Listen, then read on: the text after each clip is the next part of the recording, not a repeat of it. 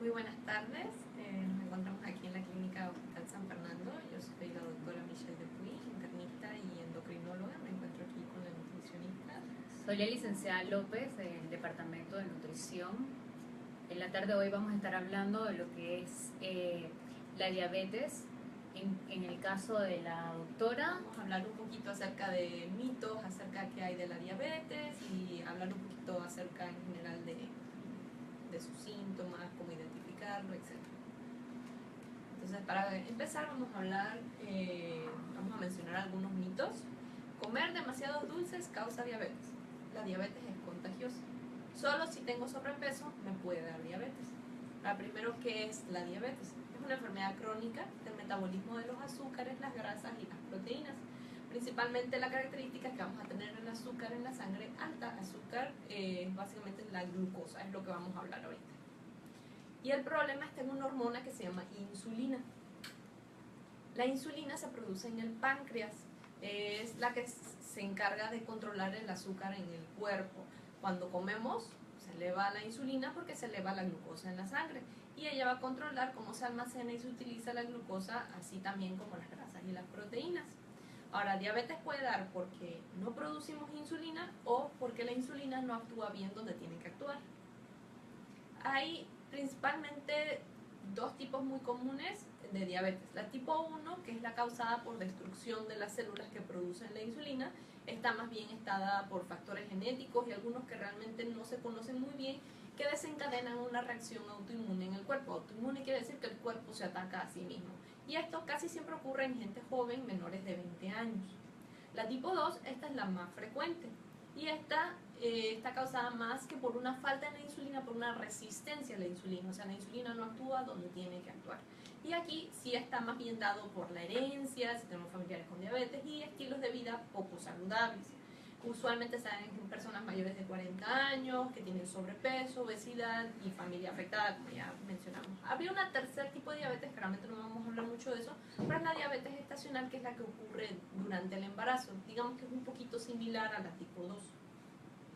Entonces, de esto que hemos comentado, pues vemos que estas tres cosas son falsas. La diabetes no es contagiosa, no se le va a pegar como un resfriado. Aproximadamente 20% de las personas que tienen diabetes tipo 2 no tienen sobrepeso y la gran mayoría de los pacientes que tienen diabetes tipo 1 no van a tener tampoco sobrepeso. Ahora, aunque comer muchos azúcares puede contribuir a diabetes porque va a contribuir a tener sobrepeso y esto a su vez a desarrollar diabetes tipo 2, no es la causa. Vimos que la causa más bien está dada por la herencia, factores genéticos y los estilos de vida. Entonces, otros mitos: la diabetes no es una enfermedad grave, existe diabetes de la buena y de la mala, no necesito cuidarme porque solo tengo un poquito alta el azúcar, aún no es diabetes. Entonces, primero, ¿cómo diagnosticamos diabetes? Necesitamos al menos dos mediciones de estas tres que estamos mencionadas aquí. Está lo que es la hemoglobina glucosilada, está un valor arriba de 6.5, es indicativo de diabetes. La medición de la glucosa en ayuno arriba de 126, o con algo que se llama una tolerancia oral a la glucosa, que es que le dan una bebida azucarada y con eso se mide el azúcar antes de la bebida y 2 horas después. La ventaja de esta prueba es que podemos hacer el diagnóstico más temprano que si solo esperamos a que la glucosa en ayuno se altere. Y este valor arriba de 200 a las 2 horas es indicativo de diabetes. Ahora, si uno llegara a tener síntomas asociados a azúcar alta y se le mide en cualquier momento su azúcar y está arriba de 200, ya esto es diabetes. Ahora, ¿cuándo hablamos de prediabetes? Básicamente es que su glucosa está alterada, pero no al punto de decir que tiene diabetes. El diagnóstico son los mismos criterios, nada más que otros valores: una hemoglobina glucosilada entre 5.7 y 6.4, una glucosa de ayuno entre 100 y 125 y la glucosa a las 2 horas después de la carga entre 140 y 199. Ahora, el problema es que si usted tiene prediabetes, su riesgo de desarrollar diabetes es muy alto. De 100 personas que tienen prediabetes, 10 cada año van a pasar a tener diabetes. O sea que a los 10 años, si usted tenía prediabetes, lo más seguro es que ya tenga diabetes. Y lo importante de hacer el diagnóstico en esta etapa es que podemos tomar medidas para prevenir el desarrollo de diabetes. Ahora, las complicaciones que están asociadas a diabetes también pueden ocurrir en personas en estado de prediabetes. ¿Qué personas están en riesgo y deben vigilarse? Si usted tiene familia con diabetes, si usted tiene más de 40 años, si tuvo en el embarazo diabetes o su bebé, aunque usted no haya tenido problemas de azúcar, haya pesado más de 4 kilos o 9 libras, si usted tiene sobrepeso o obesidad. Etnias de riesgo, por ejemplo, la población latinoamericana, que somos nosotros, somos etnia de riesgo, personas sedentarias, mujeres que tienen síndrome ovario poliquístico, personas que tengan presión alta o colesterol alto. Es importante que si su glucosa sale normal, al menos cada 3 años, este tipo de personas en riesgo deben revisarse, y si ya tiene prediabetes, cada año, para ver que no pase a diabetes. Ahora, el problema es que la diabetes, el azúcar alta, va a causar daño en distintos órganos. Básicamente va alterando los vasos sanguíneos. Recuerden que los vasos sanguíneos llegan a todas partes del cuerpo. Entonces vamos a tener problemas de corazón, falla renal, pie diabético, neuropatía diabética, que es cuando el azúcar altera los nervios, la sensibilidad del cuerpo, afecta los ojos, lo que llamamos retinopatía. Y la diabetes pues se asocia a ceguera, amputaciones, infarto del corazón, derrame cerebral, disfunción sexual, también puede ser un síntoma temprano de diabetes. Y obviamente todas estas complicaciones afectan a población que está económicamente activa, gente joven, y todas estas complicaciones van a llevar a una pérdida en la productividad de esta persona. Obviamente su vida diaria se ve afectada si hay mal control y mayor necesidad de atención médica.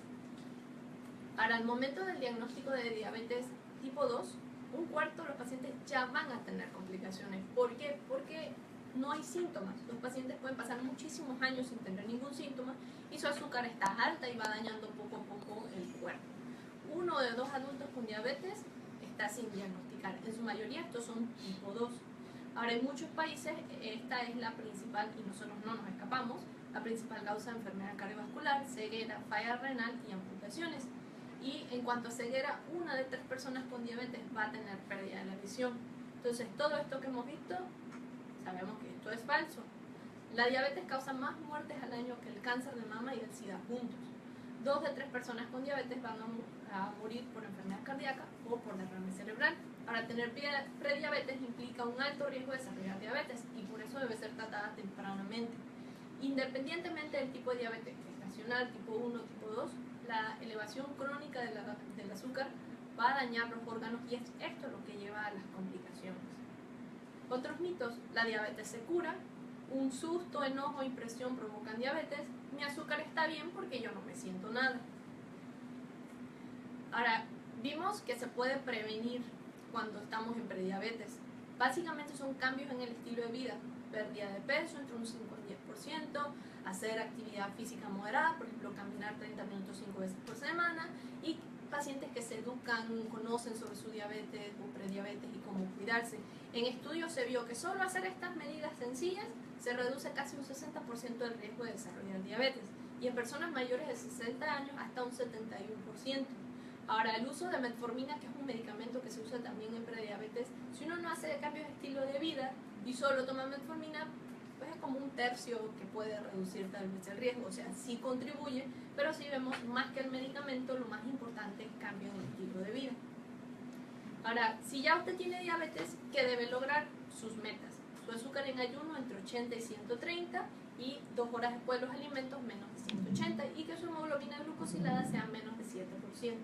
También es importante controlar la presión, menos de 140/90, y controlar el colesterol, el LDL, que es el malo, menos de 100, y los triglicéridos menos de 150.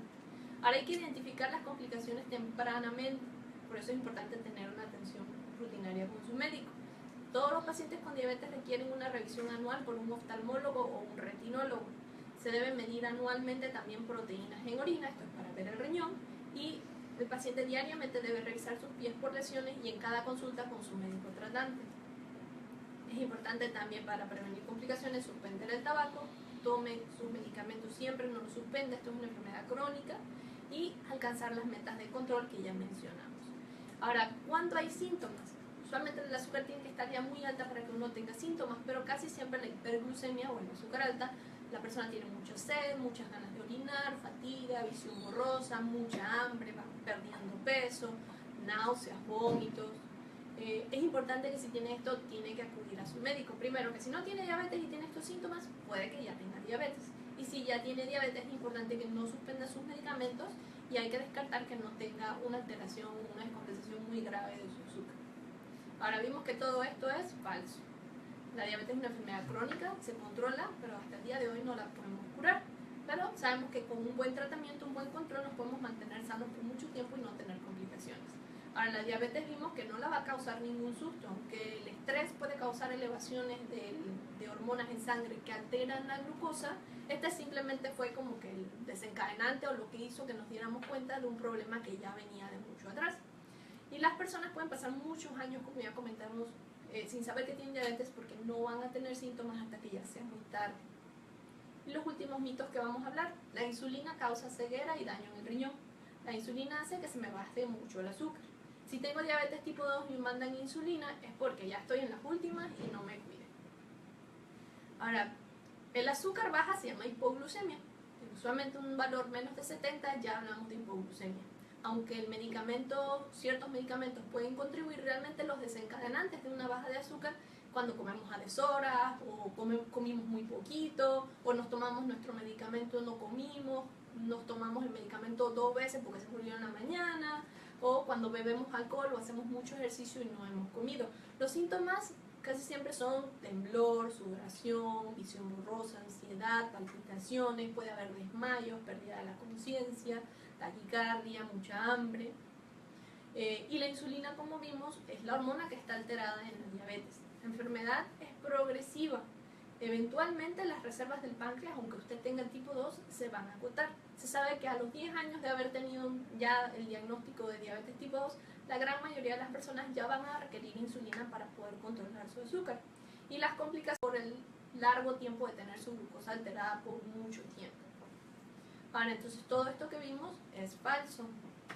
La aparición de complicaciones a largo plazo, aunque muchas veces coincide con la prescripción de insulina, no es la insulina la que causa las complicaciones, sino el descontrol crónico.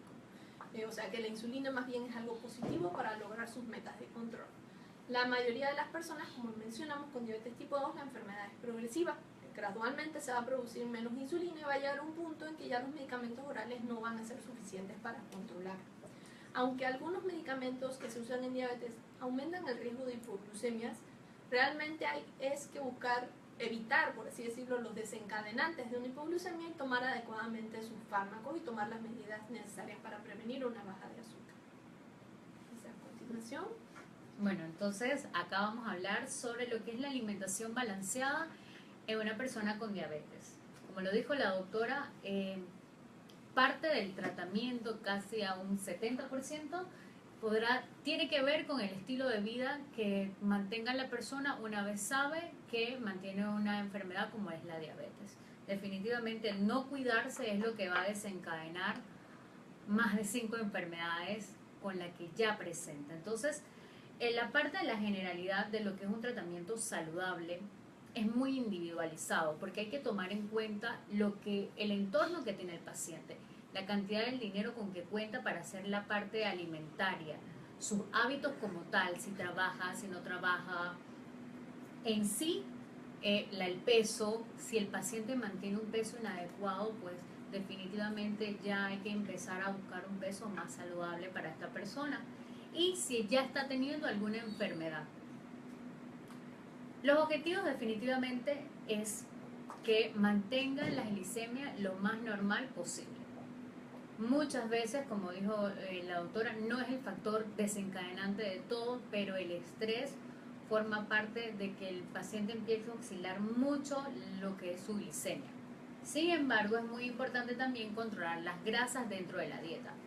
Algunos pacientes tienen de alguna forma, decir, como propio tratamiento alimentario, es decir, no voy a comer más dulce, pero la parte alimentaria compete a todo, cuánto de proteína, cuánto de grasa y cuánto de carbohidratos. Y muchos terminan comiendo casi nada de carbohidratos por temerle a los carbohidratos. Y en un momento dado desencadenan lo que sería la hipoglicemia.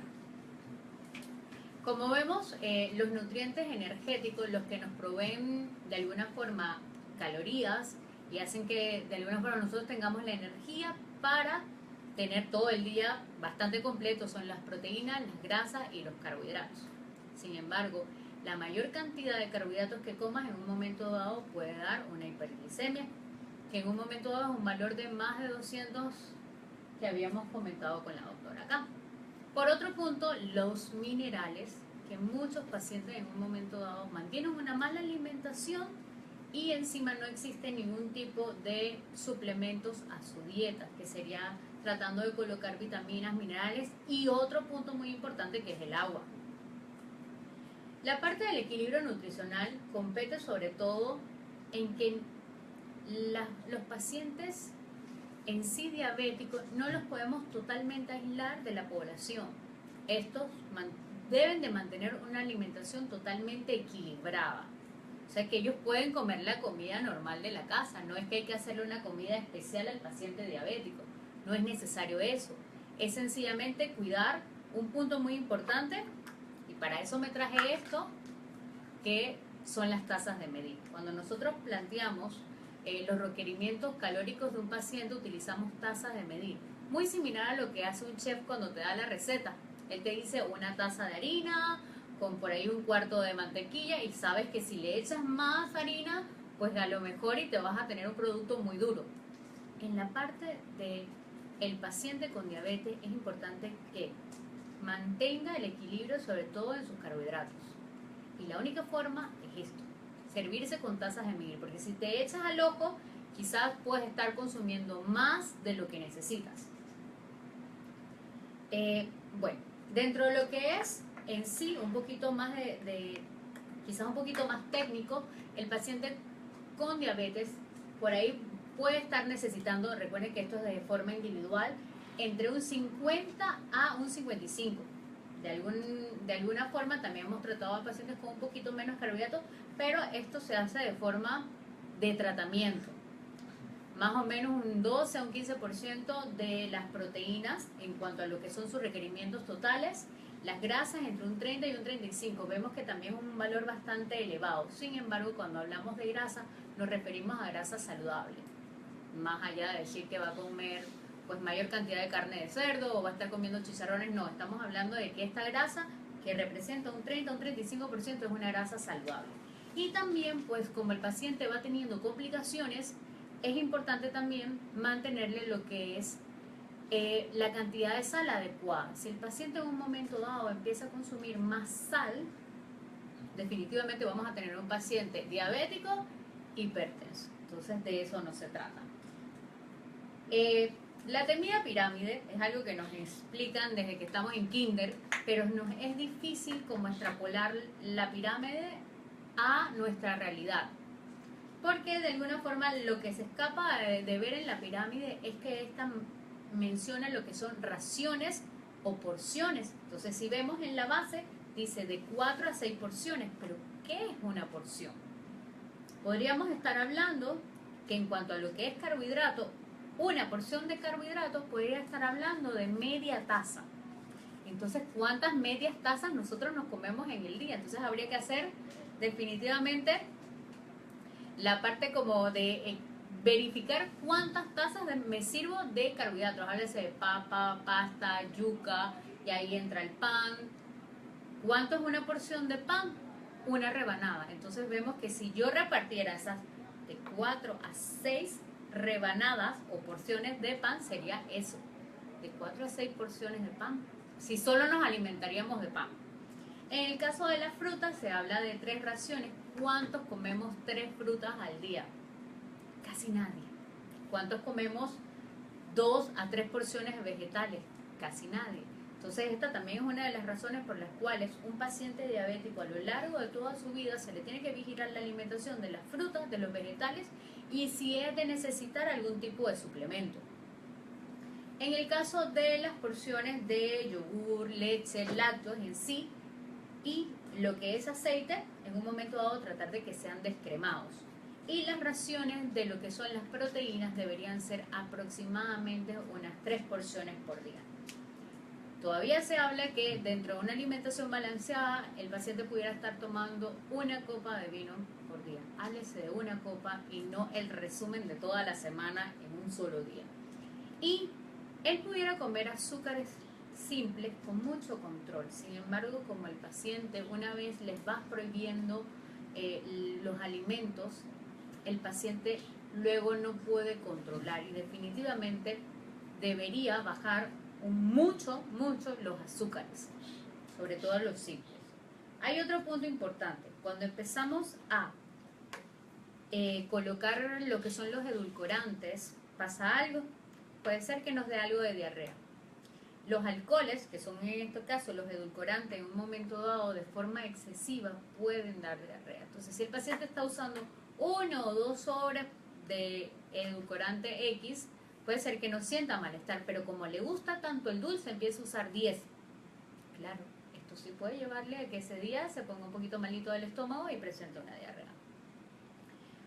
Si empezamos, el paciente diabético tiene que ser educado en la parte nutricional, sentarse con él, y si esto es una enfermedad que viene desde muy temprana edad, con mucha más razón debe demostrar interés en la parte nutricional, porque básicamente va a ser su forma de controlar su diabetes a lo largo de toda su vida. Otro punto importante es que hay alimentos que contienen índice glicémico. El índice glicémico de los alimentos es aquel que en un momento dado, según el alimento, se puede elevar en sangre. Ejemplo, si comparamos un pan blanco con un pan integral, quizás el pan blanco va a aumentarle la glicemia, si en un momento dado se puede verificar. Y no así si come pan integral. Esto no quiere decir que el paciente con diabetes debe de comer todo integral. No es necesario. Porque si el paciente no se cuida de tomar agua, entonces vamos a tener un problema de estreñimiento severo por una mala ejecución del plan. Se debe de integrar fibra, pero no debe ser que el paciente coma totalmente todo integral. Si estaríamos hablando de agua, debe estar tomando lo que debe tomar la población entera, que son de 8 a 10 vasos de agua por día. Y este es un esquema un poco más básico que representa lo que es la pirámide alimentaria como tal, solamente que colocado en los grupos alimentarios. Hay alimentos más aconsejados para el paciente diabético, definitivamente las frutas, más las frutas que tengan algo más de cáscara. Se habla mucho que el paciente diabético no puede comer guineo. No es así necesariamente. Sin embargo, sí hemos visto que ciertos pacientes tienen mayor sensibilidad al consumo de guineo. Ahora bien, hay que tomar en cuenta algo, el tamaño del guineo. Si nosotros tenemos un guineo tamaño plátano, definitivamente es una porción demasiado grande. Deberíamos consumir más o menos la mitad de ese guineo tan grande. En el caso de los yogures, la leche, deberían ser productos descremados. Tratar de ingestar un poquito más de lo que sería carnes blancas, ejemplo, pescado, pollo. Y también es considerado el puerco liso, háblese de la parte más magra que tiene el cerdo. Y aceite de oliva y frutos secos, de alguna forma también nos suministran una grasa bastante saludable.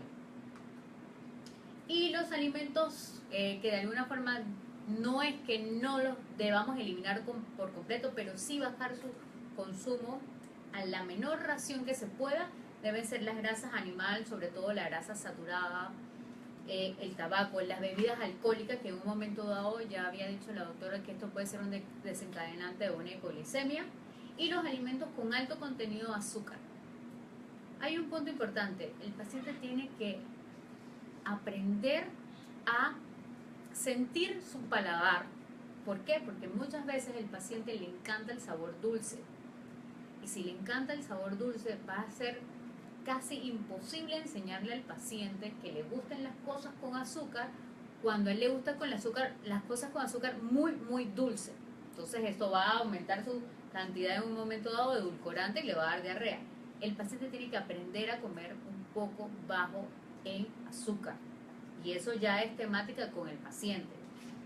El paciente realmente debe tomarse el tiempo de aprender correctamente de lo que es su alimentación. En el caso de lo que sería una hiperglicemia, pues el paciente generalmente empieza a aumentar la cantidad de orina, o sea, son cosas que tienen que ver más con los síntomas de una hiperglicemia. Pero ¿qué no debo hacer en el momento dado que yo me sienta que algo está pasando en mi cuerpo?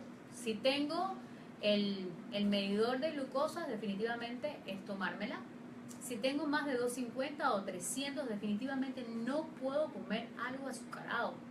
Si tengo medicación con insulina, Entonces, definitivamente, si no sé dosificarme, ir a una instancia médica, que es lo mejor que puede hacer el paciente en esos momentos. Y en el caso de o mejor dicho, ¿qué provoca la hiperglicemia? Generalmente el paciente, cuando está con esos niveles muy altos, 400, 500, es un paciente que no sigue un plan alimentario. Y lastimosamente con eso hay que hacer bastante psicología con el paciente. Inclusive en el tratamiento nutricional compete algo de psicología con el paciente, porque él está ahora a cargo de su vida. O sea, todo lo que entre por esa boca ayuda o perjudica.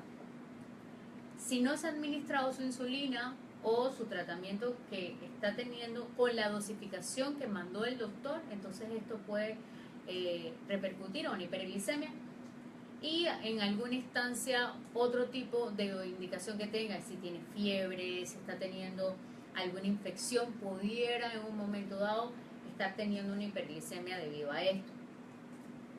Bueno, ya estamos más o menos combinando. En el caso de tener una hipoglicemia, el paciente debería consumir algo que suministra aproximadamente 15 gramos de azúcar. Pero si en el momento ese el paciente se toma una bebida light, lastimosamente no va a poder pasar ese episodio de escalofríos, de sentirse mal, porque las bebidas light no contienen azúcar. Entonces sería mejor en esos momentos sí una pastillita dulce, que debería tener todo paciente consigo por si en un momento dado pues se siente con algún tipo de debilidad, básicamente eso. Sí es importante, pues porque acá no vamos a tener todo el tiempo, que el paciente se tome la molestia, ya sea con el doctor, y sea referido a una instancia donde puedan darle un plan alimentario justo para él.